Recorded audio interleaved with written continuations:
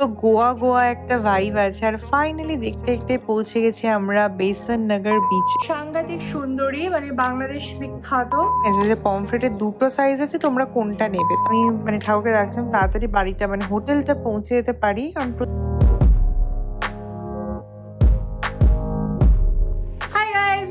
Welcome back to my channel স্পন্দন। তোমাদের সকলকে স্বাগত জানাচ্ছি আমার চ্যানেলের একটা নতুন ব্লগে। এখন আমি আচ্ছা দিচ্ছি ওকে ওকে সো আজকে আমি এখন আছি ইনস্টিটিউটে, যে সানডে, বাট আমার ওয়ার্কিং, যেহেতু আমার ওয়ার্কশপ চলছে। বাট আজকের দিনটা খুব স্পেশাল, কারণ আজকে আমি এখানে চেন্নাইতে বিচে যাবো। আর এটা কেন করেছি, কারণ এখানে মারাঠি ব্রাইডালের আজকে ডেমো আছে, মহারাষ্ট্রিয়ান ব্রাইডালের। আজকে ব্রাইড হয়েছে দেবপ্রিয়া, তোমরা সবাই দেখেছো আগের ব্লগে। সো আমাদের one of the most talented ফ্যাকাল্টির মধ্যে একজন, এবং সাংঘাতিক সুন্দরী, মানে বাংলাদেশ বিখ্যাত তিনি, বাংলাদেশ বিখ্যাত, এবং মানে উঠতি অভিনেত্রী বলতে পারো। প্রচুর ক্রেজ, মানে ছেলেরা দেখলেই মাথা ঘুরে পড়ে যায় সবাই। তো এরকম একটা মেয়ে হচ্ছে দেবপ্রিয়া। তো তোমাদের চলো দেখাই। পিঙ্গা কাপড়ি পিঙ্গা কাপড়ি পিঙ্গা কাপড়ি, এই হচ্ছে আমাদের সেই সুন্দরী দেবপ্রিয়া। কি করার চেষ্টা দিচ্ছি বাবা? ও আচ্ছা, ভীষণ সুন্দর। কি মেকআপটা করেছে দেখতে হবে তো। তোকে এমনিও দেখতে সুন্দর, সেটা নিয়ে কোনো মানে সন্দেহই নেই। অসাধারণ বিউটি, একদম ফ্ললেস। আর আমি একটু মেকআপ দিয়ে সেটাকে এনহ্যান্স করেছি, জাস্ট দারুণ লাগছে, খুবই সুন্দর লাগছে উইদাউট লাইট। আর আমায় কেমন লাগছে পাশে? তোমাকে তো আরো বেশি, তোমাকে মেকআপ ছাড়াই সুন্দর লাগছে। তার মানে মেকআপ করে ভালো লাগে না? মানে মেকআপ ছাড়াই এত সুন্দর যে মেকআপ করার দরকারই নেই। বাবা তো তোর বরের কথা বললি একদম। নাকেরটা পরে কেমন লাগছে ড্রেসটার সাথে? এভাবেই আজকে বিচে, এইভাবে আমরা যে সমুদ্র সৈকতে যাবো। সমুদ্র সৈকতে যাবো বাবা, হ্যাঁ যে এত গয়না দেখে আমাকে সাজ দিচ্ছে, বাট প্রবলেম হচ্ছে আমার ড্রেসটা যে ওয়েস্টার্ন পরে এসছি, তার সাথে আমি যদি ভাবছি এরকম যদি একটা চুলে পরে যাই, আমাকে খুব কি মানে খারাপ লাগবে? মানে খুব কি লোকজন হাসাহাসি করবে? এখানে কেউ কিছু পাত্তাই দেবে না, কারণ যাই আসে না। না তাই ভাবছি আমি তাহলে আজকে এই নাকেরটাও পরবো এই ড্রেসটার সাথে, আর ভাবছি মাথায় এটাও পরে যাবো আজকে সমুদ্রে। শাড়ি আছে আমার কাছে, দেবো? না, শাড়িটা পরে তো ভালো দেখতে লাগবে, এরকম করে যেতে হবে, তবে তো ভাইরাল হওয়া যাবে সমুদ্র সৈকত, সমুদ্র সৈকতে, সৈকতের সাথে দেখা করতে। এসেই যাচ্ছে। Why you are laughing like Yeah, so ওকে সত্যি এডিটোরিয়াল ব্রাইডদের মতনই লাগছে, ভীষণ সুন্দর লাগছে। এডিটোরিয়াল পুরিটোরিয়াল যায় না, ভালো লাগছে। তো যাই হোক, এটা ছিল আজকে দেবপ্রিয়ার পুরো লুক। ও পুরোপুরি ভাবে সেজে গুজে এখন ফটো পোজ দিচ্ছে আর কি ভিডিওর জন্য।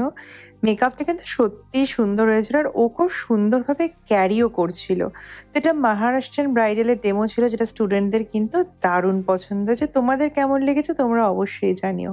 আর এটা হচ্ছে ক্লাসের পরে এখানে সব স্টুডেন্টরা প্র্যাকটিক্যাল করছে, মানে আধা সাজা অবস্থা। এখন সব হেয়ার স্টাইল করছে, তার সাথে মেকআপে যে টাচ আপ করছে সেই সমস্ত কিছু এখানে চলছে। স্টুডেন্টগুলো সত্যি খুব ট্যালেন্টেড, আর এখানে সবাই খুব সফট মেকআপ পছন্দ করে, তাই সেইভাবেই সবাই সবাইকে রেডি করছে। আর এখানে এই যে আমি আছি, আমি একদম চুল টুল টেনে বেঁধেছি।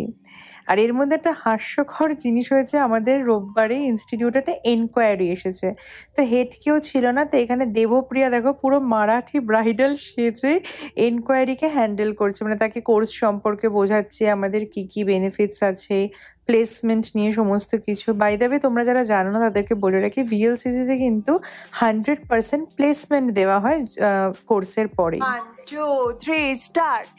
আলবেলা সজন আয়ো রে, আলবেলা, নাচ নাচ, সজন আয়ো রে, পিঙ্গা কাপড়ি পিঙ্গা কাপড়ি পিঙ্গা কাপড়ি পিঙ্গা, একখান চুম্বাতে রে কারেন্ট লাগাইলি, দুইখান চুম্বাতে রে ভোল্টেজ বাড়াইলি, তিনখান চুম্বাতে আমার हाई होलो टेम्परेचर, चढ़ गया प्यार का बुखार।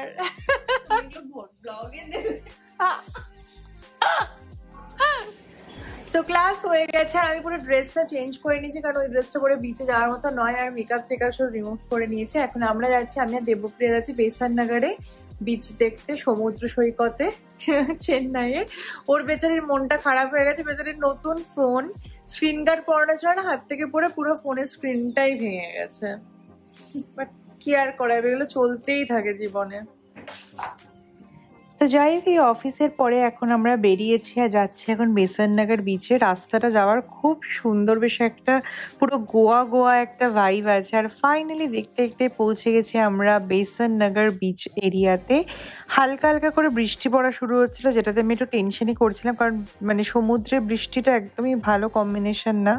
তো এই যে বালির মধ্যে দিয়ে আমরা হাঁটছি, এখানকার বালিটার একটু চ্যাটচ্যাটে বালি, মানে ওয়েদারটাও এত ড্রাই মতো, তো মানে বালিগুলোও না ভীষণ মানে পায়ে কিরকম আটকে আটকে যাচ্ছে, মানে পুরো শুকনো ঝুড়ো বালি টাইপের নয়।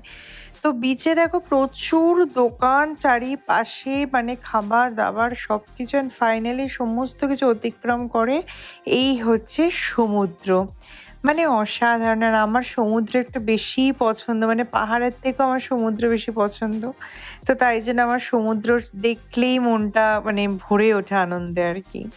তো যাই হোক, আমরা অনেকক্ষণ সমুদ্রে বসেছিলাম, তারপর খেতে এসেছে একটু সি ফুড। আমি এবং দেবপ্রিয়া দুজনেই আমরা মাছ খেতে প্রচণ্ডই ভালোবাসি, তাই জন্য আর লোভ সামলাতে না পেরে আমরা দুজনেই ঠিক করলাম যে আজকে ডিনারটা আমরা করব সি ফুড, মানে সম্পূর্ণ মাছ দিয়ে।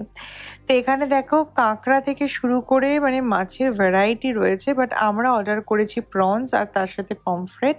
এখানে দেবপ্রিয়াও বসে আছে, চশমা টশমা পরে একদম রেডি হয়ে নিচ্ছে খাবারের জন্য।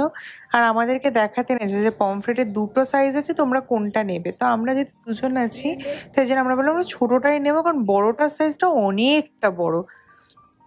তো যাই হোক, সামনে যে কাকিমা ভাজছে আমি ওনার কাছে গিয়ে একটু দেখছিলাম।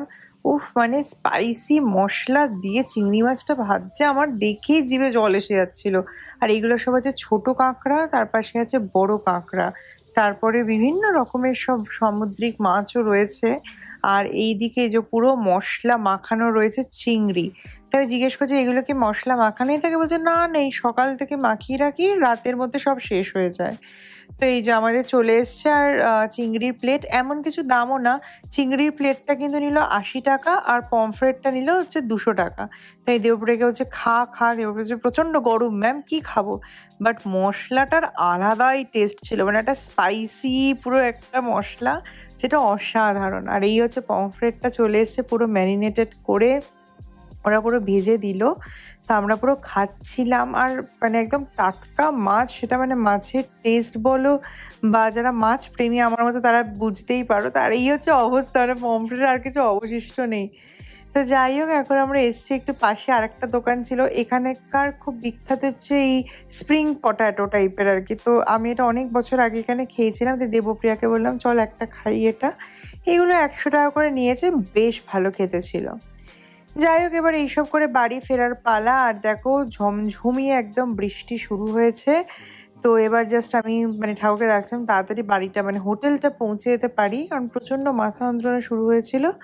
তো এই হচ্ছে আপডেট। তো গাইস, বাইরে ঝমঝমে বৃষ্টি পড়ছে আর আমি চলে এসেছি বাড়িতে, প্রচণ্ড টায়ার্ড, অসম্ভব মাথা যন্ত্রণা শুরু করেছে। আর আমি এর মধ্যে এখন সব ব্যাগ ট্যাগ সব গুছিয়ে নিলাম, কারণ কালকে আমার ব্যাঙ্গালোর ফেরা। মাত্র আর 10 দিন বাকি। তোমাদের এই ব্লগটা তোমরা দেখতে পাবে 16 তারিখে, দ্যাট মিনস আর 9 দিন বাকি আমাদের গৃহপ্রবেশের। আর 17 তারিখে আমাদের বাড়িতে বিশাল ঝড় আসতে চলেছে, মানে সমস্ত জিনিসপত্র আসছে। তো ব্যাস, অনেক হয়েছে চেন্নাই ঘোরা, আর এইবার শুরু হতে চলেছে আমাদের গৃহপ্রবেশের বা নতুন বাড়ি শিফটিং এর সব ব্লগ। তো ইয়েস, সুপার নার্ভাস, এক্সাইটেড। তোমরা অবশ্যই দেখতে থেকো, আশা করবো তোমাদের ভালো লাগবে। তো আজকের মতো ব্লগ থেকে এখানে বিদায় নিচ্ছি, অবশ্যই দেখা হচ্ছে নতুন ব্লগে খুব তাড়াতাড়ি। Bye, good night, see you এবার বাড়ির ব্লগে ব্যাঙ্গালোরে। টাটা।